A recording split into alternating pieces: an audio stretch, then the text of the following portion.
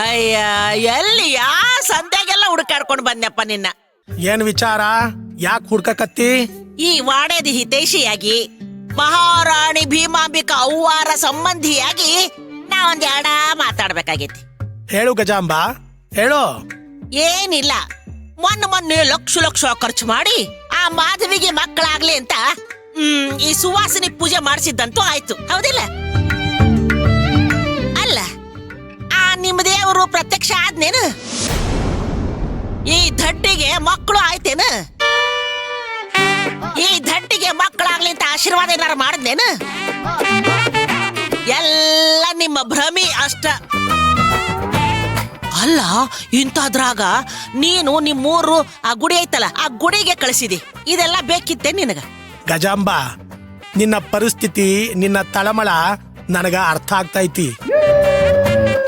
ನೋಡೋ, ಪ್ರಯತ್ನ ಎಲ್ಲ ಕಡೆಯಿಂದ ನಡಿಬೇಕು, ಆಗ್ಲೇ ಪೂರ್ಣ ಫಲ.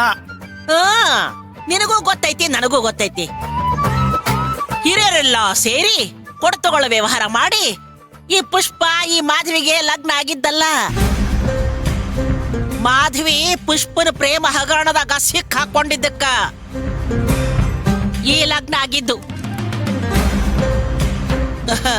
ಆಕಿ ಬಗ್ಗೆ ಈ ನಮ್ಮ ಭೀಮಾಂಬಿಕಾ ಅವ್ವರಿಗೆ ಏಟೇಟು ಕಾಳಜಿನ ಇಲ್ಲ. ಆದ್ರೂ ಆ ಗುಡಿ ಗುಂಡಾರ ಅಂತ ಕಳಿಸ್ತಿರಲ್ಲ, ಇದು ಯಾಕ ಅಂತ ಹಕ್ಕಿಕತ್ತ ಗೊತ್ತಾಗವಲ್ ನನಗ. ನೀನೇನ್ ಹೇಳಿದ್ದು ಮೊನ್ನೆ? ನಿನಗ ಗಂಡು ಮಗು ಆಗ್ಲಿ ಅಂತ ಬಾಳ ಆಸೆ ಇಟ್ಕೊಂಡಿದ್ದ, ಆದ್ರ ಹುಟ್ಟಿದ್ದು ಹೆಣ್ಮಗು, ಹೌದೋ ಇಲ್ವೋ? ಮತ್ತ ಹೌದು, ಹುಟ್ಟಿದ್ದು ಹೆಣ್ಮಗು ಅಂತ ಮೊದಲು ನಿನಗ ಇಷ್ಟ ಇರ್ಲಿಲ್ಲ. ಹಾಗಂತ ತ್ರಿಷಾನ ಕಸದ ಬುಟ್ಟಿಗ ಬಿಸಾಕ್ದ? ಹಂಗ್ಯಾಗ ಮಾಡಕ್ ಬರ್ತತೆ ಅಪ್ಪ?